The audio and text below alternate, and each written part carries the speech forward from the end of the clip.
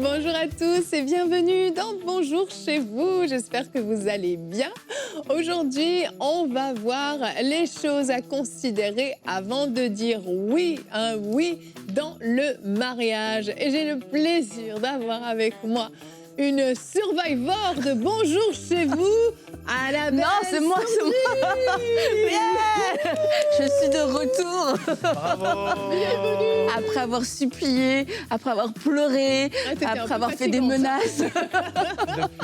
Depuis son dernier passage, elle a beaucoup étudié l'Arche de Noé. Arrête. Et ça, Ah non, pas Noé. En Seuls plus, les anciens de Bonjour chez vous peuvent comprendre pourquoi on dit ça. en plus avec Frank. Annabelle Soudé. En plus, pour 2 émissions, on est avec ouais. Frank. T'es contente d'être Qui est avec nous? devenu Est-ce que tu es contente que un je sois là? introducteur professionnel. Un quoi? Un introducteur professionnel. Pour introduire tes rubriques. Je dois souvent traduire. Oh! Oui, c'est ça. Changer ça. C'est une formation que tu peux suivre, c'est sur 30 minutes. C'est la formation de l'introducateur.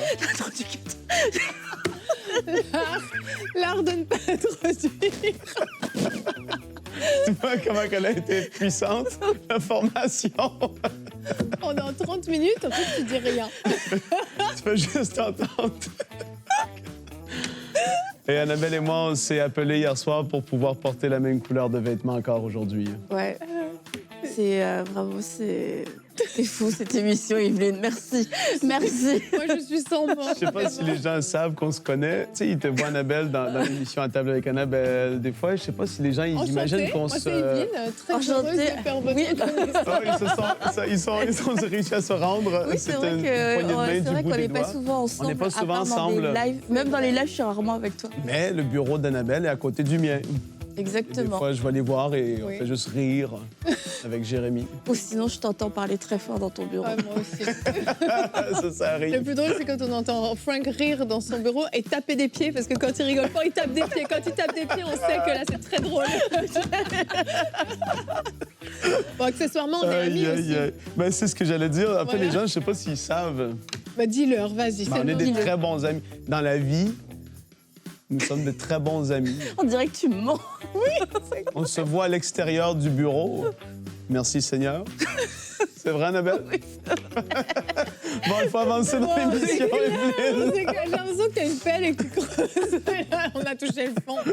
OK, aujourd'hui, on parle de mariage. Et Annabelle, tu es la femme de la situation. Tu vas faire une rubrique couple et relations. Oui. Plus pour les jeunes mariés, là. La première partie sera pour ceux qui ne sont pas encore mariés.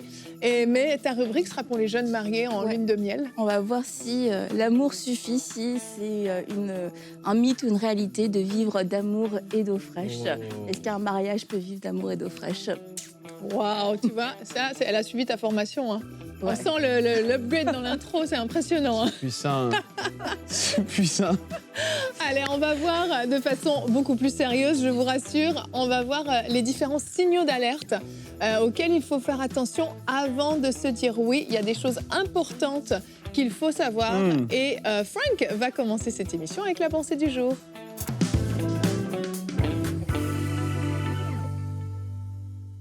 Eh oui, il y a des choses à considérer avant d'aller de l'avant parce qu'il y en a trop qui ont finalement regretté et que ça a été compliqué.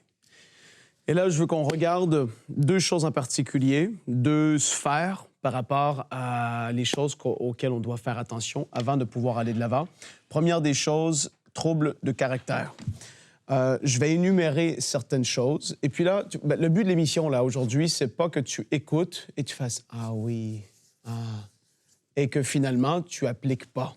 Parce que il va peut-être y avoir des signaux d'alerte ou des choses qui vont être dites de la part de Evelyne, d'Annabelle ou de moi. Et s'il y a quelque chose qui est là, tu te dis « Ouais, ça, en fait, c'est là. » J'arrivais pas à saisir pourquoi j'avais comme une lumière rouge qui s'allumait, mais là, je comprends un peu plus. C'est ça le but. Et alors que je vais énumérer certains points, il peut y en avoir d'autres que tu vas pouvoir, toi, ajouter ou peut-être te dire « Ah, je comprends, c'est un peu comme relié par rapport à tout ça. » Donc, pensez très simple. 2 sphères dans lesquelles il faut faire attention. Premier trouble du caractère, des excès de colère. comme une explosion. C'est quelqu'un qui est explosif, on pourrait dire, et cacher ça sous le fait, ben, dans sa famille, ils sont comme ça, ils ont le sang chaud, ils sont un peu comme ça. Ouais, mais fais attention, parce qu'un peu comme ça en ce moment, tout ce que je vais énumérer, ça va être multiplié par 5 ou 10 une fois que tu vas être marié. Parce que là, il y a comme une sorte un peu de résistance de « faut pas que je l'effraie, faut pas que finalement je... » La réalité, c'est que c'est souvent ça dans les fréquentations, dans les fiançailles. Tu es là, mais il y a des choses et tu n'es pas pleinement à 100 %. Malheureusement, on voudrait dire que c'est le cas, hein, mais dans beaucoup de situations, les gens ne sont pas 100 % eux-mêmes parce qu'ils essaient de garder, de paraître parfaits. Excès de colère, manque d'intégrité. On dit quelque chose et on ne le fait pas. Au début, c'est une petite chose. Je vais venir te chercher à telle heure, à tel endroit. Pas là, pas là, pas là. Et finalement, c'est de plus en plus gros. Ça commence petit, c'est de plus en plus gros. Le fait qu'il ou elle regarde d'autres personnes. Hé! C'est pas drôle là, si c'est déjà là. Gros signaux d'alarme. Après ça, quand quelque chose ne va pas, te remets le blâme sur le dos continuellement. C'est comme lui, cette personne-là, que ce soit un gars ou fille, c'est jamais de leur faute. Ben non, mais c'est pas moi. Finalement, c'est toi. C'est la personne qui a toujours raison, qui manifeste de l'orgueil à travers de ce niveau-là. Et après, ça va être... Je pourrais continuer la liste. Il y a beaucoup d'autres choses qu'on pourrait parler et on va le faire durant l'émission. Maintenant, ça, c'est au trouble du caractère. Maintenant, alerte, problème niveau spirituel. Manque de crainte de Dieu. Sérieux manque de crainte de Dieu. Fais attention. Tu sais à quoi ça ressemble, quelqu'un qui craint Dieu à un minimum. Et comment est-ce que tu vas le reconnaître, ce manque de crainte de Dieu? Présence de petits mensonges. Alors, finalement, tu te rends compte qu'il t'a dit quelque chose, mais que c'était pas ça, ou que l'autre te dit, ben non, il t'a dit ça, mais c'est pas ça. Et là, tu vas devoir confronter. Parce que si c'est déjà là, rappelle-toi, ça va être multiplié après et ça va être des beaucoup plus gros mensonges. Tolérance ou légèreté vis-à-vis du péché dans sa vie ou dans celle des autres. C'est juste, bon, ça va, bon, c'est pas si pire. Après un gros écart doctrinal entre vous deux. Ça, j'en ai vu, j'en ai connu et j'en connais en ce moment, que ça crée des gros conflits. Même si on dit on aime le Seigneur, vraiment on l'aime, oui, mais je te garantis que ça va créer des différences. Le fait qu'il ou elle ne soit même pas encore chrétien, ben là, ça va être quadruplement compliqué pour toi si tu persistes dans cette relation en voulant, à quelque part, te faire croire, même si c'est une bonne personne, tôt ou tard, l'aspect de la vie spirituelle va être un problème. Même si là, on dit non, ça va à l'église, il n'y a pas de mal là-dedans. Ben, moi, si c'est ta croyance, on s'aime quand même. Oui, c'est toutes des belles paroles et ça paraît bien. Mais attends 3 ans, 5 ans, 10 ans à l'avance. Ça, tu n'es pas le premier à passer par là et tu n'es pas la première ou le premier à avoir certaines conséquences vis-à-vis de ça. Voilà, à la fin de ma pensée ici, Evelyne s'écrit « C'est tout, j'ai fini ». J'ai terminé mes pensées par rapport à cette pensée. Merci. Je pensais inventer un mot à quelque part, mais je crois que c'est dans la prochaine émission. Peut-être que... Que tu inventes des mots. Alors que je préparais, j'ai... Ouais. D'accord. Mais en tout cas, voilà Evelyne. Merci, Oui. Franck. Merci beaucoup. J'aime vraiment ta phrase de conclusion. Oui. C'est hyper important, tout ce que tu as partagé. Et quand on dit ça doit nous alerter, ça ne veut pas dire qu'il faut couper la relation dès qu'il y a quelque chose qui arrive. Mais ça veut dire qu'il faut réellement considérer cette chose et puis se dire, ben, OK, là, il y a quelque chose qui ne va pas. Est-ce que je suis prête à vivre ça toute ma vie et fois 5, fois 10, comme tu le dis, hein, parce qu'on s'entend qu'effectivement, dans le mariage, ça risque de se multiplier. Est-ce que je suis prête à ça ? La réponse, bien souvent, va être non, c'est assez évident. Mais après, est-ce que l'autre est capable de changer ? Est-ce qu'il peut y avoir une évolution ? Et c'est là où il y a des discussions qui doivent s'ouvrir, il y a un vrai dialogue, il doit y avoir de la vraie transparence et voir si l'autre a une ouverture, l'autre réalise, est-ce qu'il y a même des fois une repentance, une confession, quelque chose, est-ce qu'il y a quelque chose de bon qui sort de cette discussion ou est-ce qu'il y a une fermeture complètement hermétique, voire même un refus de constater le problème ? Là, le warning, il devient double. Là, on se dit, OK, donc là, j'ai vu quelque chose qui ne va pas, mais en plus de ça, l'autre ne le reconnaît pas, ne veut pas changer, ne veut pas faire d'efforts. Là, je veux te dire, ça s'annonce très, très, très, très compliqué. Ouais. Et je pense que là, oui, le mariage peut être vraiment remis en question. Et en fait, c'est ça, je pense, le plus important, c'est de savoir... dans ces signaux, si l'autre en est conscient et est prêt à se remettre en question, il y a un désir de changer et de grandir. Parce que moi, je me souviens de nous, hein, Bah quand on oui. s'est mariés, jeunes, on n'était pas comme on est aujourd'hui. Et quelquefois, on peut être aussi avec des critères qui sont trop élevés. On demande à des jeunes de se comporter comme des gens de 40 ou de 50 ans, avec la maturité et l'expérience. Mais on grandit. Mais il faut avoir un désir de grandir. Et il peut y avoir deux personnes qui ont les mêmes défis, qui peuvent dégager les mêmes signaux. Mais il y en a un qui veut changer, un qui ne veut pas changer. Et en fait, celui qui veut changer, le Seigneur va le changer. Il va avoir le désir de se laisser changer, il va marcher dans l'humilité. Et ça, c'est un bon signal, c'est un signal positif. Alors, ça ne veut pas dire que c'est le signal par-dessus tous les signaux qui dit oui, c'est un oui affirmatif, mais il y a de l'espoir. Pour la personne qui ne veut pas changer alors qu'on n'est pas encore engagé, et un des points que tu disais qui remet tout le temps le tort sur l'autre, et pour tout, ça va être comme ça. Non, mais moi, si je suis comme ça, tu sais, mais même si on chute avant le mariage, mais c'est ta faute, en fait. C'est parce que c'est toi qui provoque ça, t'as qu'à plus prier. Ça va jamais s'améliorer dans le mariage. Et ça, c'est un grand mensonge, c'est de se dire le mariage va régler ces problèmes-là. Ouais. En fait, ça réglera rien, ça va juste empirer. Exactement. Et plutôt que de le vivre de temps en temps, on devra vivre avec la personne. Et là, après, on est engagé et on peut pas partir comme ça du jour au lendemain parce que finalement, j'aimais pas. C'est maintenant qu'il faut le savoir. Vraiment. Et qu'est-ce que tu as dit, Annabelle? Quand on recule dans le temps et tu t'imagines, tu te rappelles comment tu étais à 20 ans. Ça fait rire Evelyne. Il y avait quelques signes me concernant. C'est vrai. Ben et on oui. parle pas qu'il faut être parfait avant Mais de se marier. absolument pas. Du tout. Sinon, tu te Maintenant, marieras jamais. non, c'est ça. Et en fait, c'est l'ouverture à la correction, au changement et l'attitude que tu vas ressentir de l'autre quand tu adresses ou que tu vis telle affaire. Tu dis, je suis un peu inconfortable quand que ça arrive. Tout va se jouer vraiment dans l'attitude qui va être manifestée et dans un fruit par la suite qui va en ressortir. Maintenant, je fais exprès de dire aux gens que vous vous dites, oui, mais Dieu m'a dit que c'était cette personne. Si tu vois 3 des 5 éléments que j'ai cités en pleine action en ce moment dans la vie de l'autre, il dit, mais oui, mais Dieu m'a dit, ça va aller. Remets en question ton Dieu m'a dit, parce que d'autres ont dit Dieu m'a dit et ça l'a mal fini. Ouais. Et ça, c'est d'être très sérieux. C'est la plus grosse décision, hormis d'accepter le Seigneur dans une vie, c'est la personne avec qui tu vas passer toute ta vie. Et si tu n'es pas prête à remettre en question et de t'assurer un minimum, on ne cherche pas la perfection, mais on cherche qu'il y ait une ouverture, une sincérité, une forme de... Tu vois, quand deux jeunes s'aiment, et l'autre ne veut pas faire de mal à l'autre. L'autre ne cherche pas à écraser l'autre. L'autre ne cherche pas à être le dominant. Non, il y a une délicatesse, autant de l'un que vis-à-vis de l'autre. Dans la discussion qui se fait, c'est, voilà, on cherche à plaire à l'autre et non pas, non, c'est comme ça que je suis. Aïe, aïe, aïe, je vous dis, des fois, ça peut être compliqué. Et donc, c'est juste qu'on est en train d'énumérer ça parce que je sais qu'il y a des milliers de personnes qui regardent cette émission et qui se trouvent dans une situation de fréquentation de fiançailles. Et là, il faut juste pas prendre à la légère tout ça et de se dire, il y a des personnes qui nous ont devancés, il peut y avoir des leaders, des pasteurs autour de moi qui peuvent nous aider, qui vont nous faire comprendre certaines réalités et même nous défier avec des questions pertinentes qui vont faire que, waouh, OK, non, on n'est peut-être pas...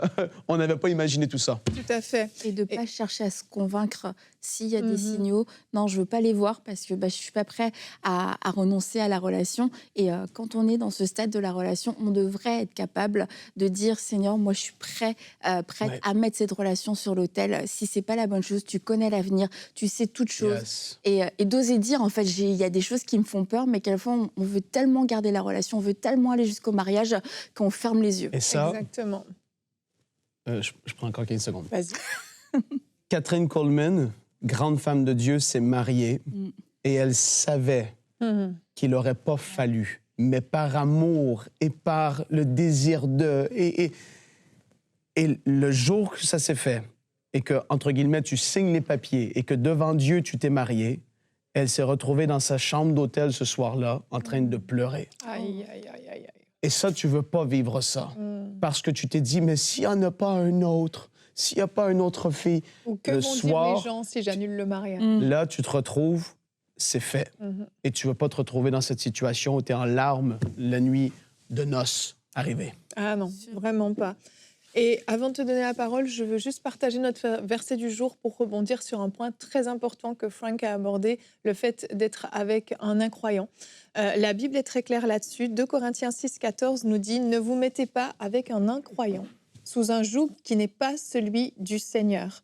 En effet, ce qui est juste peut-il s'unir avec ce qui s'oppose à sa loi? La lumière peut-elle être solidaire des ténèbres? Je relis la première partie. Ne vous mettez pas avec des incroyants sous un joug qui n'est pas celui du Seigneur. Je crois que ce verset, à lui-même, résume très bien la situation. Donc, faites très attention à ça. Ça, c'est un critère qui est non négociable. On le dit souvent, mais je voulais prendre le temps de rebondir dessus.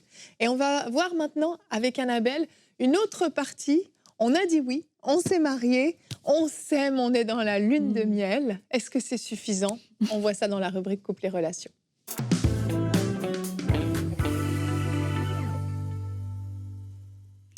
Alors, est-ce suffisant de s'aimer pour pouvoir avoir un mariage réussi? Et j'aimerais commencer, Yveline, en te demandant, est-ce que je vous regarde ou est-ce que je regarde la caméra? Tu peux faire les deux. Je fais ce que je veux. D'accord. Sois libre. Quelle liberté dans Bonjour chez vous. Oh, C'est extraordinaire. C'est vraiment, en fait, c'est la meilleure prière émission. inspirée, c'est un petit peu strict. Oui. Dans la table, vous faites ce que vous voulez si Et vous vous êtes mangez. invité, comme vous le savez. Donc, l'amour suffit-il pour un mariage réussi? J'ai envie de répondre, est-ce qu'un cœur suffit pour vivre? On a besoin d'un cœur, c'est certain, pour pouvoir vivre. Mais est-ce que le cœur en lui-même suffit pour vivre? Est-ce que si aujourd'hui, toi, Yveline, qui est docteur du cerveau et du cœur aussi, est-ce que le cœur, lui, tout seul, peut suffire à nous donner la vie? Non, le cœur a besoin d'être oxygéné, d'être accordé à d'autres organes. Eh bien, c'est pareil pour l'amour, c'est indispensable. Mais maintenant, cet amour a besoin d'être activé, a besoin d'être nourri, a besoin d'être protégé, a besoin de se transmettre et a besoin de se manifester pour qu'il puisse être efficace. Et juste de dire « je t'aime », eh ben, ce sera sûrement pas suffisant tout le long de la route. Et super, vous venez de vous marier et peut-être qu'il y a déjà un quotidien qui vous rattrape, des questions, des questions du quotidien. Mais c'est qui fait la vaisselle? C'est comment on va payer cette facture? Et puis vous vous dites, finalement, c'est peut-être pas si facile que ça. Pourtant, je l'aime, elle m'aime, on s'est choisi. Qu'est-ce qui se passe? Vous ne vous êtes pas trompé, mais il va falloir manifester cet amour et laisser cet amour aussi grandir, en tout cas l'aider à grandir. Donc, la première chose, c'est qu'on va lire ensemble 1 Corinthiens 13, ce verset sur l'amour. Et souvent, on dit, oh, on le connaît, 1 Corinthiens 13, mais relisons-le ensemble. Tu en as besoin en ce moment. 1 Corinthiens 13, l'amour est patient, il est plein de bonté. L'amour n'est pas envieux, l'amour ne se vante pas, il ne s'enfle pas d'orgueil, il ne fait rien de malhonnête, il ne cherche pas son intérêt, il ne s'irrite pas, il ne soupçonne pas le mal, il ne se réjouit pas de l'injustice, mais il se réjouit de la vérité, il pardonne tout, il croit tout, il espère tout, il supporte tout. Alors vous voyez que l'amour, c'est vraiment plus qu'un mot, c'est plus qu'un petit je t'aime dit rapidement. L'amour est vivant et l'amour, c'est toutes ces caractéristiques. Et si on dit l'amour pardonne tout, là vous avez déjà de quoi faire toute une liste. L'amour croit tout, l'amour supporte tout. C'est de réfléchir, mais ça veut dire quoi ces mots-là? Et y mettre votre vie en fait dedans pour pas que juste j'ai dit je t'aime, ça suffit. Non, l'amour est actif, l'amour doit se manifester, produit des actions, parce qu'un amour qui est patient, pour revenir au point dont Frank parlait dans ta pensée du jour, c'est pas de se mettre en colère pour un oui, un non, éclater, j'ai eu une mauvaise journée, alors je me laisse aller à mal parler. Non, l'amour est patient, ça veut dire qu'est-ce que ça va me demander à moi, comment est-ce que je manifeste cette patience dans mon couple au jour le jour, même après une mauvaise journée. Alors, quelques petits conseils pour réussir à manifester cet amour. Premièrement, ça va être de l'exprimer avec des mots. Annabelle, moi, c'est pas trop mon truc d'exprimer mes sentiments, d'exprimer mes émotions. J'aime pas trop ça. Écoute, je lui ai dit que je l'aimais. Elle va le savoir ou il va le savoir. Et puis voilà, c'est fait. Eh bien, je veux t'encourager avec ce verset, Psaume 45, verset 2, un des versets préférés d'Aurélie Tchatchou. De belles paroles bouillonnent dans mon cœur et je dis, mon œuvre est pour le roi, que ma langue soit comme la plume d'un habile écrivain. Alors, si tu ne sais pas trop comment exprimer ton amour, si tu te sens un peu maladroit, un petit peu gêné, eh bien, tu peux commencer à faire cette prière. C'est-à-dire que l'amour pour ma femme, que l'amour pour mon mari, puis j'arrive à l'exprimer comme la plume d'un habile écrivain, que j'arrive à trouver les bons mots, que j'ose le dire, parce que cet amour, tu ne peux pas juste le garder pour toi, parce que la personne en face de toi va avoir besoin de l'entendre, et pas juste un petit « je t'aime », comme j'ai dit, ça va être des paroles d'amour, et des paroles d'amour, eh bien, c'est de dire ce qu'on aime chez la personne, ce qu'on apprécie, ce que l'autre a fait de bon, ça va être de la reconnaissance, de la gratitude, de l'honneur, de la célébration. Donc, vous voyez, c'est vaste, c'est vaste. Yeah. Et quand on ne sait pas comment le faire parce qu'on ne nous a pas montré, on ne l'a pas appris, eh bien, gloire à Dieu, nous avons le Saint-Esprit qui nous enseigne toutes choses. Et vous pouvez faire cette prière. Donne-moi les mots, apprends-moi à exprimer mon amour. Vous allez devenir de grands poètes. Exactement, vous allez vous déclamer des paroles en vers. Démontrez aussi l'amour avec des gestes et des actions. 1 Jean 3, 18 nous dit « Petits enfants, n'aimons pas en parole et avec la langue, mais en acte et en vérité. » On peut s'aimer avec la langue, bien sûr, mais aimons-nous en acte et en vérité. Jérémy Sandré,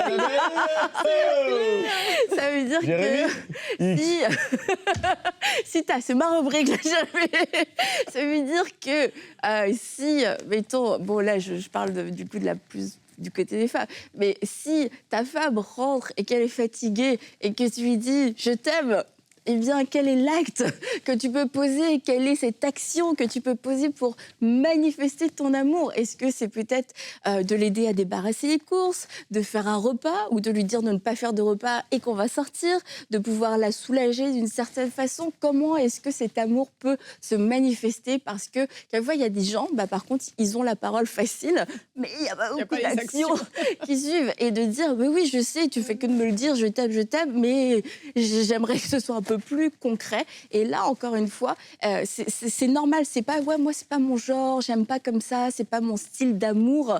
La parole nous dit, on ne peut pas juste aimer avec des mots. Il doit y avoir une action qui est posée. Alors, on doit s'exercer à ça et s'assurer que mon amour se manifeste. Et pense, comment est-ce que j'ai manifesté de façon tangible la dernière fois mon amour? Et si tous les jours, tu as cette réflexion, tu exerces ton amour à se développer et à se manifester, ça va devenir quelque chose de naturel et de normal où tu auras plus constamment à te poser la question.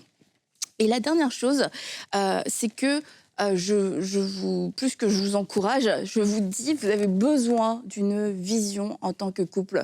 On a pu se marier parce qu'on s'aimait, parce qu'on se trouvait mignon, parce qu'on se trouvait sympa, parce qu'on avait des sentiments, parce qu'on s'entendait bien et tout ça. Mais maintenant, eh bien, c'est aussi, il va falloir construire. C'était pas juste, hop, c'était cool, c'est sympa. Non, on a besoin de construire et d'avoir un plan de vie. Amos 3.3 nous dit, 2 hommes, un homme, une femme, un couple, ne marchent-ils pas ensemble sans s'être accordés, sans s'être dit, nous, on va aller dans cette direction. C'est ça notre projet, c'est ça notre vision. Et parce que ça va déterminer la façon dont vous allez vivre au quotidien et ça va vous unir. Ça va éviter que chacun commence à faire ses projets à droite et à gauche.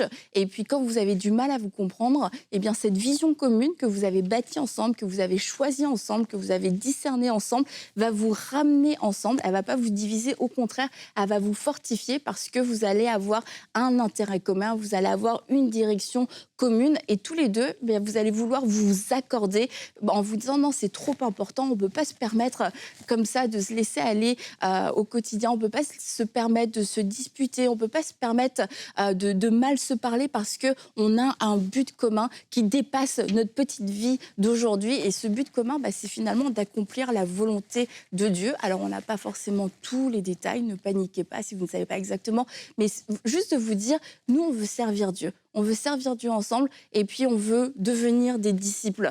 Ça peut être dans des petites choses de semaine après semaine. Ça veut dire que le dimanche, on va aller à l'église. On ne va pas commencer à aller faire des randos, aller à un brunch, aller, je ne sais pas, partir en week-end, etc. Pourquoi? Parce qu'on a une vision de vie de disciples. Et du coup, on va se mettre d'accord. Et tous les samedis soirs, ce ne sera pas une dispute à savoir est-ce que oui ou non on va aller à l'église? Est-ce que oui ou non on va avoir un temps où on va pouvoir prier ensemble? Est-ce que oui ou non on va regarder tel genre de film, fréquenter t'es tel genre de personne, allez dans tel endroit, parce que cette vision de servir Dieu, d'être des disciples, va vous ramener ensemble, va vous garder ensemble et va vous protéger au final. Et dernière chose que je veux dire, c'est que quand le temps passe, quelquefois les mois, quelquefois les années passent, et on peut se dire, bah moi, j'ai pas d'amour, je sens plus l'amour, j'ai l'impression que j'aime plus la personne. L'amour n'est pas une émotion. L'amour est une décision, il y a un engagement. Vous êtes engagé à aimer votre femme, votre mari pour le reste de votre vie, dans les bons et dans les mauvais moments. Alors revenez à cette décision, revenez à cette alliance, et à ce moment-là, l'émotion, les sentiments vont revenir. Et pour éviter de vivre ça, eh bien, tout ce que je peux vous dire, c'est nourrissez l'amour chaque jour. Cultiver cet amour chaque jour en l'exprimant, en le manifestant et en marchant comme des disciples de Christ. Merci Annabelle, quelle belle rubrique, merci beaucoup. Et en t'écoutant, tu vois, je me dis, en repensant à la première partie de l'émission, je me dis, c'est essentiel justement d'avoir été attentif à ces fameux signaux d'alerte dont tu as parlé, Frank. Parce que quand on se retrouve dans cette étape-là, et du fait de devoir commencer à démontrer son amour, pas juste avec des paroles, mais aussi en action, de commencer vraiment à gérer justement ce quotidien-là, si ces choses dont on a parlé au début n'ont pas été réglées, mais à combien plus forte raison, ça va être explosif. Et là, l'amour ne suffira pas, c'est certain, parce que l'amour ne sera pas démontré dans toutes ses facettes, comme tu l'as partagé, parce que finalement, dans ta rubrique, on comprend que l'amour parfait, oui, suffit, parce que l'amour est complet et l'amour se démontre en action, en parole, etc. Mais si c'est juste une passion, c'est la passion qui est là, ça ne suffira pas, ça ne comblera pas toutes les lacunes qu'on aura pu rencontrer, tous les défis qu'on pourra avoir. Et là, ça risque de mal se terminer et ce serait catastrophique, en fait, de finir sur une note négative. Donc, on ne voulait décourager personne. Vous êtes peut-être fiancés en ce moment et là, vous dites « mais qu'est-ce que je dois faire? Je ne comprends plus rien ». On se calme, on respire. Tu voulais dire quelque chose, Frank? J'ai l'impression que tu as envie. J'allais dire de quoi, mais je me retiens. Vas-y, Evelyne, dans ta belle conclusion. OK. Vous êtes fiancés et là, vous avez l'impression que vous êtes tout à l'envers à la fin de cette émission. C'est absolument pas l'objectif, mais par contre, l'objectif, c'est de vous faire vous poser les bonnes questions. Et parfois, vos amis qui ont peut-être le même âge que vous n'ont pas eu le réflexe de vous poser ces questions-là. Nous, on a pris le temps de vous les poser, ces questions, et que vous puissiez y apporter les réponses qui s'accordent, qui se rapportent à votre situation, à ce que vous vivez. On ne va pas vous dire « oui, quitte-le »,« oui, quitte-la » ou « continue, ne continue pas ». On ne connaît pas votre situation, on ne connaît pas les détails. Ce qu'on sait, c'est qu'il y a des choses qu'il ne faut pas négliger. Il y a des essentiels pour qu'un mariage réussisse, pour qu'un mariage dure dans le temps. Et il y a aussi des circonstances où, à l'avance, on peut déjà dire « ouh là là, ça va être très, très compliqué ».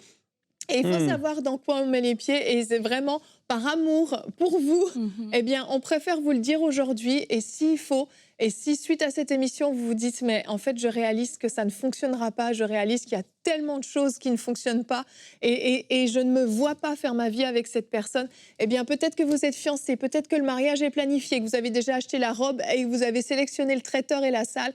Peu importe, tout ça, ce sont des détails. Il y a des choses qui sont bien plus importantes. Et dans 10 ans, vous ne penserez plus à la robe et au traiteur que vous avez annulé, mais par contre, vous pourrez dire « Ah Seigneur, je te remercie de m'avoir évité de faire cette erreur. Ah là là, ça aurait été tellement compliqué. Aujourd'hui, ma vie est complètement différente. » Alors vraiment, prenez le temps de réfléchir, de vous poser les bonnes questions et d'y apporter les bonnes réponses qui correspondent à votre situation et que Dieu vous guide dans tout ce cheminement. Alors, on va se retrouver demain. Demain, on passe à l'étape suivante. On est mariés, on a des enfants et on veut éduquer nos enfants. Hop, allez, on saute quelques années. Éducation, conseil pour les parents et futurs parents avec Annabelle Sourdril qui va nous parler de l'amitié parents-enfants. Ça ressemble à quoi? Est-ce que c'est bien? Est-ce que c'est mal? Oh là là, on ne sait pas. À demain, bonjour chez vous.